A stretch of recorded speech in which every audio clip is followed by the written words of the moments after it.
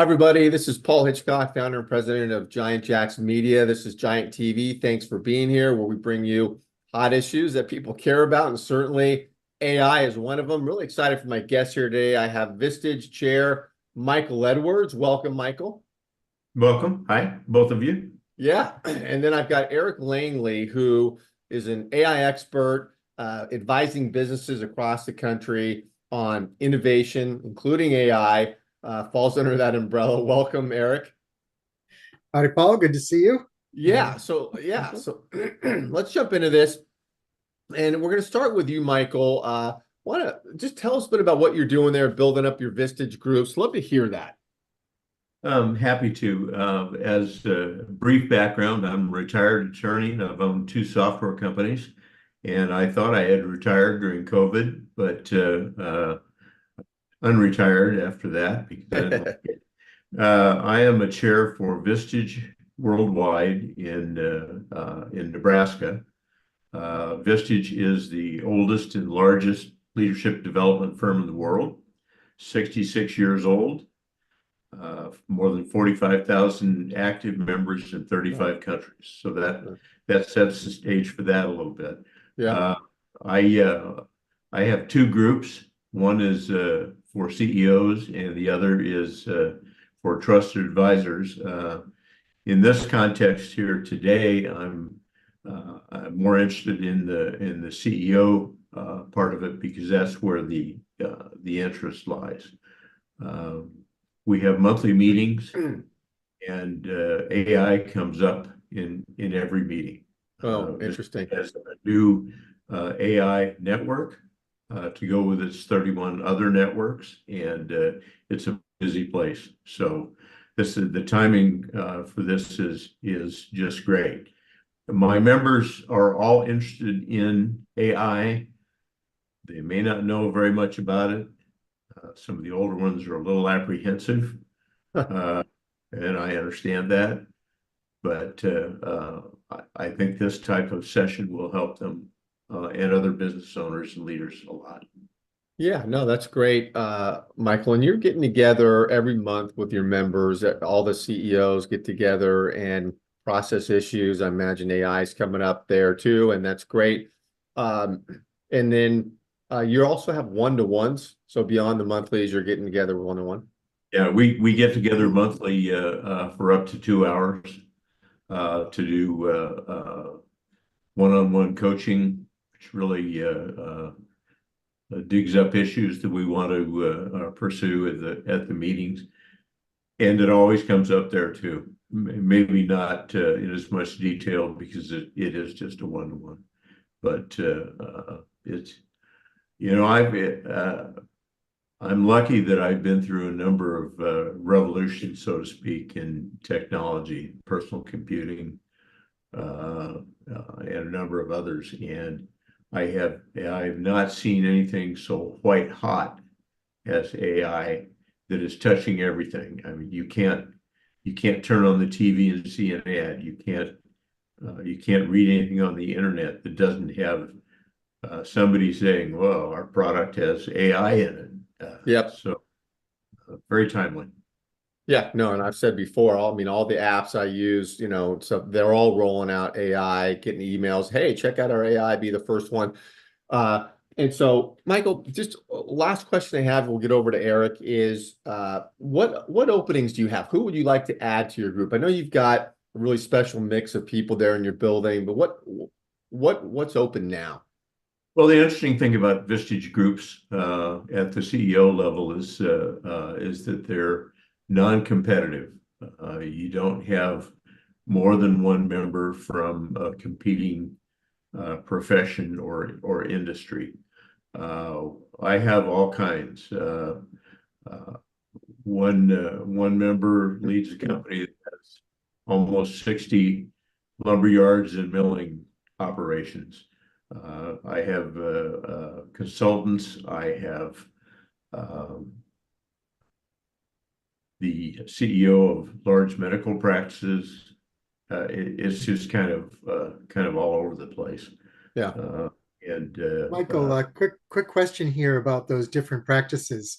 What do you think the CEOs of those various industries, is there one industry that AI might be getting more inquiries from than another, or what does that look like? Um, that's possible, and we can go into that a little bit. I think where they start is looking for an area of day-to-day operations that AI can help with because they understand their day-to-day operations.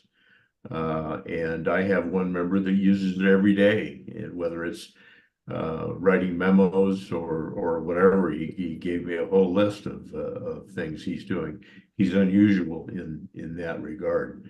I would say that uh, the large nonprofit that has an element of profit in it that works with other nonprofits to help them with IT and marketing can use some of those things to help them provide their services more efficiently. So that's an example of one. Yeah, love it, which I think gets us over to you, Eric. And let's jump into AI and get into the weeds a little bit. What are we looking at here? What do we need to talk about? Yeah, I mean, I think Michael hit it on the head that really it's touching every area of life and business. I mean, there's not an area that you can go into a company and say, boy, there's just really no use for AI in this space. Whether it's HR or sales and marketing or operations or finance or, I mean, customer experience, you name it. There's a use case in every single area for AI, which can be overwhelming because Yes. now where do you start? So that becomes a factor. Yeah, and your comment about being overwhelming is that comes up a lot because it's almost like when, the internet first came about. It just seemed like, okay, there's so much it can do, and where do you start with it? And it wasn't sort of like a hair on fire issue where you had to go in and figure it out right now. But if you didn't figure it out, you got left behind. So AI seems the same way, wouldn't you say? Yeah, absolutely. I was talking with a client today that basically he said we're already behind, and Right. we've really got a sense of urgency about this. We really need to get moving and get going. And I think when you start, it's a little easier for me coming in from the outside because I have that little bit of objective, at least in the beginning, objective picture of the business, and I can say here's some quick wins or here's some low hanging fruit that we can get. Let's get those out of the way with an eye towards 2 years down the road, more extensive projects that are maybe harder to implement, but have a really foundational impact on the business, even all the way down to business models. Yeah. I think companies could see their business models disrupted over the next couple of years. I mean, Michael, you probably see that concern in your Sure. group members. Yeah, very much so. There's uh, what goes along with the desire to use AI is the questions that come up about how it's going to affect them and how they can be in control of those changes rather than at the tail end. I think when you talk about low hanging fruit and to tag a little bit onto what I said before, um, I think the low hanging fruit is to get them comfortable with AI and some of the business operations that they do, basic things, and get them comfortable and then move them into more sophisticated ways of using it for their particular business. Mhm. Because they need to be comfortable with what they're doing. I mean, they don't know, a lot of them know what it is, but they don't know what it is, Yeah. They Yeah. they know sort of what it does, but they're wondering whether it's just a super Google. Yeah. So they need to Exactly. learn. Exactly. Well, and you mentioned, you have the member there that is using it every day, probably for document creation and ideation and a number of different things. I think one of the favorite things that I like to do is see a CEO's eyes, or any any person in a company when they can query the agent and it gives them information about their business. And that's when you get their data tied in, and maybe even third party data, but definitely your own data. That is then a powerful thing because now you're talking with your data. and you can glean insights That's and right. get Yeah. reports and get charts and graphs and content that you wouldn't necessarily have had access to because it's pulling it from multiple locations, and that's really powerful. Yeah, I think one thing they can do is take a product like Chat GPT and play with it because they're not going to know what the power of the product is until they just try it Yeah, and for whatever task that they can come up with. So for sure, Yeah, definitely. and Eric, what are you doing when you're going into a business? I know, AI is a piece of what you're looking at, but how does that work? You go in and are you meeting with the management team and the CEO? Describe that scenario.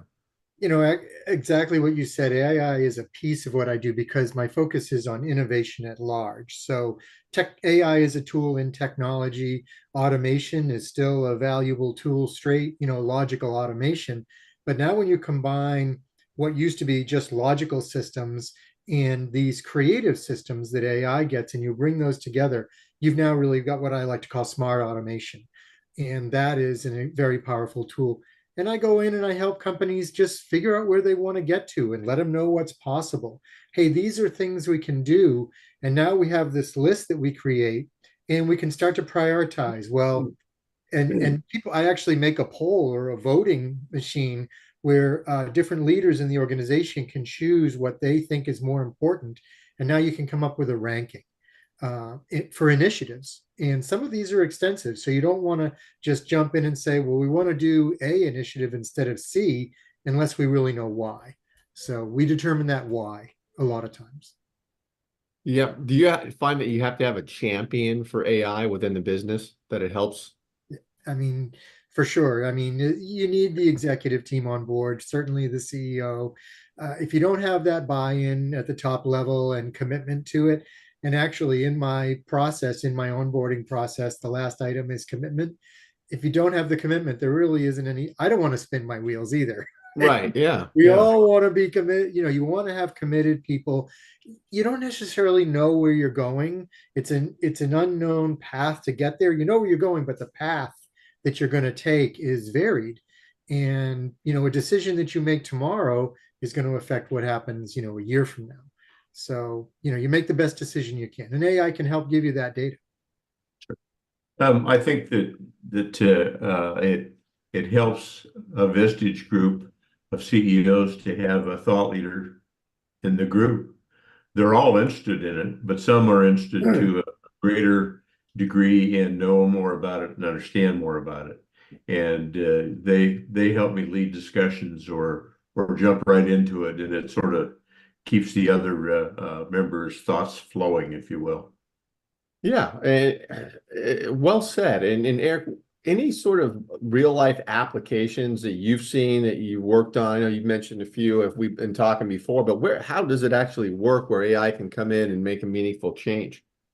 Yeah, I think for a lot of companies, in one of my surveys, my AI strategy surveys, asked the question, where's the biggest constraint to growth in your business? And a lot of times that's in leads, in new prospects for your business, whether it's B2C or B2B. It's getting somebody that's actually interested in the product so that you can have a conversation. And in a marketing standpoint, AI is done a lot. I mean, you've got smart conversational chatbots now that can book a meeting, conversational texting. A lot of power is now in those systems to make the onboarding process for a client more efficient and more enjoyable. Yeah, and I've heard you say before that using automation isn't about taking jobs away from people. It's about letting them focus on more productive things. Exactly.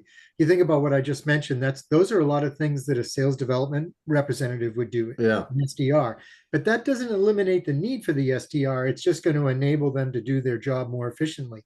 And the phrase that I like to use for that is going from mundane, repetitive tasks to meaningful work. And when that SDR is having a conversation with a person that is ready to talk, they're being used at their highest and best potential, and then they hand that off to an account executive or whatever. Those people are now doing the best work that they can, talking to prospective customers Yeah. or customers that they can really make a difference with. Yeah. What about proposal generation? That seems to be a huge one. Even thinking about stuff I'm involved with, where there just is a lot of, people hours involved in generating proposals. You see that as a big step for all industries? Yeah, all industries, but my favorite for that is construction because of the amount of work that goes into creating a bid in a construction project is simply monumental. It takes literally hundreds of man hours to put together a bid for a significant size project. And AI can make that not only make it faster and better, but reduce the risk of making a mistake Mm. because it can read that whole construction document and know exactly what it is that's being looked for. Whereas a person could read it and they might miss a step or something like that. AI isn't going to necessarily do that. It can, but it won't necessarily do Eric, I have members a couple of members who deal with RFPs on an almost daily basis. that. And they see them coming with trepidation and excitement because I had to do that and it's a lot of work. Yeah. It's Yeah. an And, awful- and and if you can do more of those, like if you have a X capacity for so many bids you can do or RFPs, and you can increase that by 25%, what's your top line look like if you can get now 5 more jobs out of that? Those are big numbers. Absolutely. So, as long as the pipe is even, if you can take in that many more RFPs, then you need to be able to support it over here on the backside too. So hiring, staffing, training, all that becomes part of that, increasing the pipe, right? Making the pipe bigger. Yeah, and I got some feedback recently, Eric. You sat down with a management team at a company with another chair, and the feedback was insanely positive on that session. And that's kind of where you start off, right? It's just that initial session and having that dialogue. Yeah, have the conversation, where do you want to go? I have a very conversational flow. It's what's your existing situation? What are the challenges you're having? What are the benefits of getting where you want to go? Like if you picture your business in 2 years AI centric, well, what does that look like? What are the numbers like? What's your day like? What does it feel like? I think it's a lot less stressful. Yeah, yeah, And in the future when things are more fluid. Right now there's so many ways for things to fall through the cracks, and that always scared me when I was doing IT for 20 years. Something falls through the crack, that could be a disaster. yeah, And you have good automation systems, it happens less, let's put it that way. Yeah. yeah. Good stuff. And we could talk about this Yeah. forever. Great discussion. I want to mention to people watching this, because we stream this everywhere, is that there is a complimentary AI strategy session offered from Michael's practice. And that's going to be around this video, wherever you're watching it, a way to get connected to Michael, get connected to Eric. That way you get one-on-one with the two of them. We're doing a ton of those. Those are great. I just mentioned getting a lot of positive feedback when Eric's doing this. So take advantage of that. And it's way, I know that, Michael, you're giving back to, your network. So thanks both of you for being here. I really much, very much appreciate it. Thank you, gentlemen. Okay.